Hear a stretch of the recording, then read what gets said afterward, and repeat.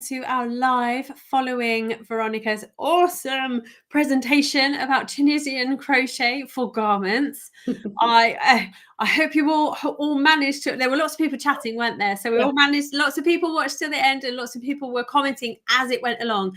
And yeah, someone else had the same moment as me of like, oh, 2 sleeves at the same time. This is appealing. This is very appealing.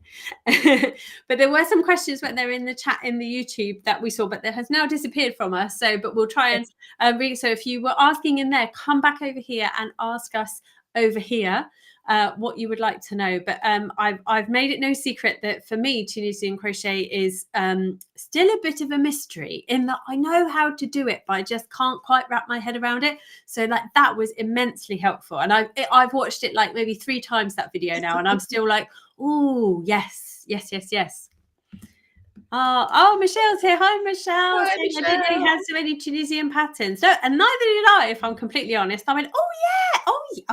I remembered them all, but I was like dredging them from my memory. Definitely need to try a few of these. Definitely. Well, that's what I was saying. Like, I started with quite a few of them because a lot of those children garments, like the cardigans and sweaters, they were my very early patterns, like when I first started designing. And I released them, and like I said, people were kind of like, okay, this is a bit scary. I'm not sure about Tunisian for garments. So then I kind of diverted away from Tunisian crochet. But yes, those early patterns are still there. So if we're in the middle of Tunisian crochet revolution, then they love it. I'm here for it. Oh, Carrie's saying the same as me. How do you do 2 items on a Tunisian hook? I've just been mind boggled in a good way. So it's pretty much like knitting 2 socks at the same time on your needles. You do need two separate, obviously, balls of yarn, but you could do with Tunisian crochet 2 sleeves at the same time. I did the M-Sam pullover. I did 2 when you kind of split for the V-neck. I did both sides of the front panel at the same time. So it does save time. You kind of, especially with the sleeves, I feel like the sleeves, when we get stuck on a sleeve island, it is a bit long because you make the one sleeve and then you have to go back to make the other sleeve. But if you kind of work on them, it's not that it takes less time, but it's something about the psychology that when you kind of do them at the same time, it does probably take you the same amount of time. But because they're kind of done both at the same time, it's just so much quicker and so much better. Definitely. You don't have to then start another one, do you? Like, you complete at the same time. And there's a question here about where do we find the link to the offer in the video. I've just put it. I tried to reply to you personally, but it went all funny on me, so I just stopped. So I have put the link in the comments, and I'm also going to make, if you talk amongst yourselves, a little QR code as well that you can zap.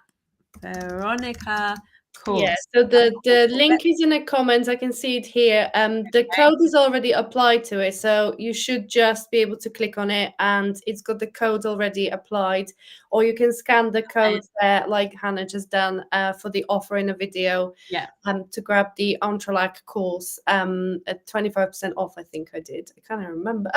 Awesome course. It's an awesome course, and it's not, as you said, it's not garments, so it's a great place to start if you've never tried it before. It's a really, really great place to start. And you only need a normal crochet hook for it, don't you? That's right. I love that. You don't even have to buy a new kit. Nope. No excuses. That's what I always say. No excuse.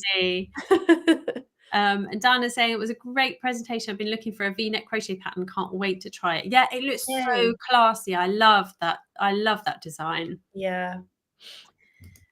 Oh, and then we're being asked every day in the recorded videos and lives, I see the designers wearing beautiful handmade items. How do I find these patterns? I think probably the best bet is just to visit our websites or Etsy shops. Yeah. That would be the best place. Like all of my designs are in my Etsy store or my Ravelry. And I think the same will be true for you as well, I suppose, Veronika, won't it? So yeah, go and find us. And also in the when you log in on the course, whether you've got the free or the VIP, each designer has got their own bio and links and stuff. So go in and find them through there. And don't forget as well to do your freebie sign up as well. There's a freebie sign up for every single designer that has taken part. Yes. Firelight Creations is a great presentation.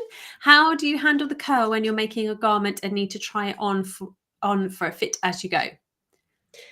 I just kind of go by measurements, because if you work in a raglan style, for example, like some of those patterns were there, it's kind of like you can leave them. It's a bit like trying on knitting, so you can work the forward pass, leave all your loops on your flexible Oh, yeah. cable, and try it on as you would try on like a knitted top-down sweater. Leave your loops on that cable, so you can then kind of pull them down. If you pull on the cable and straighten out the cable, it'll kind of straighten out the curl of the Tunisian. With flat panels, it would be the same as if you were trying on. You can only try it on once you stitch it together quickly. So if you don't want to commit and stitching it together properly, you can just do a few big stitches to hold it together and hold the curl down as well. Just pop it on quickly, and then once you happy with the fit, you can take out those big stitches. It's like, I think it's sewing is like a basting stitch. When you're doing sewing, you kind of just hold the fabric where you need it to hold it, but not actually commit to sewing with the sewing machine.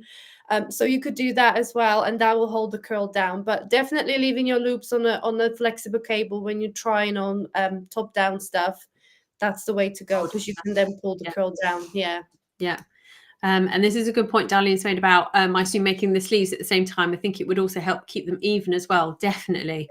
Yeah, your tension will match for the rows then, won't it? Yeah, all rounds, whatever you're doing. Yeah, definitely. And Joanne's saying, I plan to make my own pullover with the Tunisian knit and add some ribbing and cuffs at the neck. I love that idea. I love it. Yeah, those cuffs really help with the little curl. You can just, if you put the ribbed cuff on it, it will completely disappear.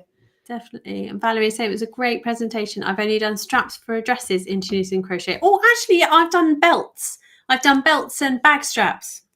I've definitely done some in the past, but seeing the garments make me want to make some. And I think of that as well. I'm like, do you know what? If I can make a strap and I can make this and I can make, then of course I can. Of course I can. And Vicky's agreeing as well, thinking that sleeves are more consistent when you work two at a time. Definitely. Yeah, definitely. Yeah. And Maribel's saying, wow, I've done Tunisian and the entrelac, and I wasn't crazy about it. Now I know why and what I can do differently. I'll give it another chance. Oh, yay, awesome news. And that is often the case, isn't it? That we find if people try something and it doesn't quite work out how they expected it to or they want it to. And so it's very easy to kind of just go, no, not for me. But actually finding the resources and the knowledge and someone with the experience that you have is invaluable, isn't it? To then go, I know why that did that. And now I know how to fix it. It's like when you figure out gauge and stuff, isn't it? And you go like, that's why that isn't working right for me. Once you know what to do about something, the world is a much happier place. And then Valerie's saying, but how heavy is it? Would it be practical for a hot, humid climate like Houston?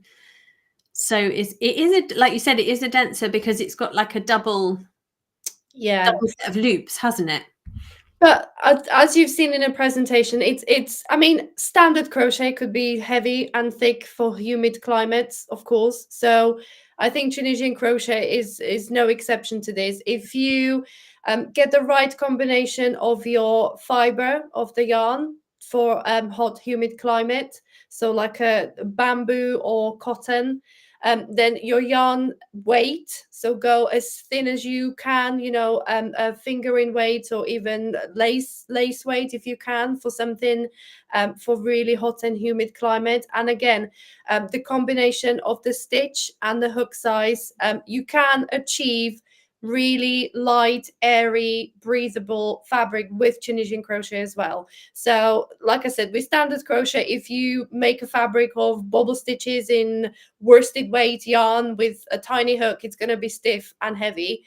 But so like I said, the combination of all these different factors, even with Tunisian crochet, you can definitely create light and airy fabric. If you saw my Lacy Shells shawl, so that kind of fabric was created in Cottony DK, which I believe is I'm not sure they still make it. I don't think they do, but I think that was a combination of cotton and acrylic. But with the combination of the lacy shells, the large hook, and the fiber of the yarn, although it was a DK weight, honestly, I wish I had the shawl on me, but you could, it's just so drapey, so light and so airy. It's really not stiff at all. It's not thick at all. So that would be a great stitch, the lacy shells, to go for with a bigger hook. And if you could go to like a cotton yarn in fingering weight, I think you can make yourself something really light and airy for hot and humid climate as well. Definitely, definitely. Oh, and Jeanette's asking, is it very difficult to learn how to increase or decrease when making garments? Nope. It's easy. I love that. I love that. And it's again, it's one of those things, once you know it, you'll be fine. You'll be fine. So if you actually, I have got a Tunisian increase and decrease video tutorial on my YouTube channel if you wanted to go and have a look.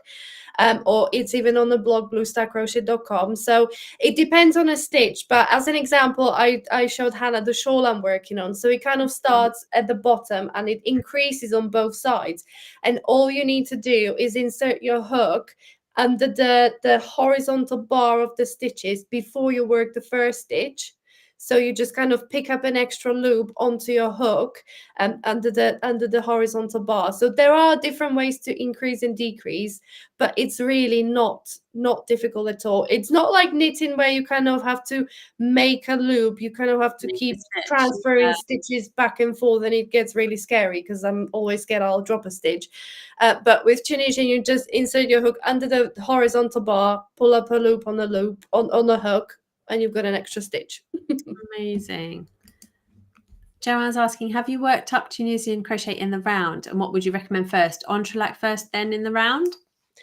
I have done a quick project in Tunisian crochet in the round. It hasn't seen the light of the day just yet, but I have done it. So you need double-ended Tunisian hook for the technique in rounds, and also you need 2 separate balls of yarn, and you kind of hello.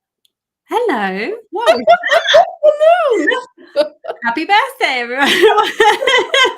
What is going on with this thing? We had a thumbs up earlier. No, goodness knows. Don't know. Okay, anyway, for the technique in round, you will need 2 balls of yarn, and it's basically just turning. So in standard crochet, you just keep going round and round. If you're doing Tunisian in round, you kind of pick up the loops, then you spin it round and work the loops back off. And you I see. You keep turning it. So you're still working on the same facing side on the right side, but to work the return pass, rather than going back, you still have to go in the same direction. So you need to turn your project and go in the same direction as the row is going. So, but to try first, I would probably suggest the entrelac, because you don't need a special hook. You're only working with kind of like 8 stitches at the time. So it's not a lot of overwhelming loops on your hook. And plus you have got that great offer for the course if you wanted to jump in there. I go right from the basics. So we talk about forward pass, return pass. I'll teach you the simple stitch, and then I'll teach you how to make all the different squares you need to build up the fabric for the entrelac. And then you can turn the fabric into whatever you want it to be, whether the bag or the shawl or the hat that's included in a course. So yeah, I think entrelac would be a great place to start. Yeah. And then we have another vote for the 2 sleeves at the same time. Yay! But was also surprised that you use a larger needle than the pattern says. Yeah, definitely. It was interesting then that you said like at least 2 sizes bigger. So like significantly bigger than it actually recommends on the yarn ball. And I found that though for crochet hooks, the knitting needles are much more accurate, I feel, on yarn bands, whereas crochet hooks sometimes actually have a bit of fudge factor anyway, don't they? Because very often it will say a 4mm for DK, and I'm like, well, I quite like using a 4.5 or a 5. So yeah, experiment. And that we've said this both days so far, haven't we? Of just have a go, and see what works. Oh, and on that then I had a question. Did you mean 2 sizes up from what the yarn says and not what the pattern says? Yes. So you should go, if you are doing something off of your own back. So say you want to grab a ball of DK weight and it says 4mm hook on the ball band. For Tunisian crochet, start with the 6mm as a standard. Of course, with the pattern, if you are following a Tunisian crochet pattern, the designer would have taken this into account already. So when they give you the hook size, this has been already accounted for, at least with my patterns. I'm not speaking for every single Tunisian pattern out there, but at least for my patterns, that kind of a rule of thumb is already accounted for. And then, of course, if you're making a Tunisian crochet garment or you want the shawl to be the same size, you would then have to go ahead with a gauge swatch. And depending on the gauge swatch, you might have to go up another hook size or down half a hook size and so on to match the gauge of the pattern. Yeah. Right, we've got a couple of minutes left, so quick fire questions. When does the discount code expire for your? It's available indefinitely for now. Yeah. Excellent. There is no cutoff at the moment. Do swatches work the same as with regular crochet gauge? As in, yes, so you will still have to count the amount of stitches and the amount of rows that you fit into the 10 by 10 or 4 by 4 inch area. So it's the same process for making a gauge swatch. Yeah. Cool. And this one's about yarn choice being important. You said fingering was best. What fibre and brands are your favourite? I really like, we call it sock yarn. So it's like a superwash merino fingering weight. I love that because it's easy to work with. It glides really nicely over my hook and it's really easy to care for as well. You can give it, I still hand wash my garments, but if you were pushed for time, you could actually put in a washing machine and it would be okay. But yeah, superwash merino fingering weight, it's my favorite. As for brands, any brand really, I don't kind of limit myself to any brands, but superwash merino fingering weight would be great for these patterns. This is an interesting comment from Darlene saying, I made an Afghan from an old 1950s pattern called the Tunisian entrelac stitches were called Afghan stitches. And then someone else further down has also said that they know them as Afghan stitches. So I never knew that. Yeah. So to do Afghan stitching all the time. Yeah. That's really interesting. We have evolved. We do change, don't we? What we call things and what we term things. So we found this, didn't we, with the seaming presentation about different people's different understanding of mattress stitches and like, what do you call it? I call this, etc., etc. So someone's asking for the link for the class in the chat again. So let me grab that for you. And now everything's pinged back. Yeah, and I think we're slowly running out of time. So we are. Oh my gosh. Yeah, if you do have any more Tunisian questions, honestly, email me at veronika@bluestarcrochet.com. Anything that's not making sense or you just wanted to have a quick chat, please do email. But I think we're going to move on to the fabulous Michelle from Dora Does. Michelle's back for the second year of the summit with her presentation about adding ribbing to your garment. And this is a great presentation to join with the Tunisian presentation, because if you finish your sleeve and it's curling up, then choose one of these amazing ribbon stitches that Michelle's going to show us to just combat that curl and add a nice little cuff onto your sleeve or a hem onto the bottom of your jumper. So head over to Michelle's presentations and we will see you very shortly for the live Q&A with her. See you soon. See you soon.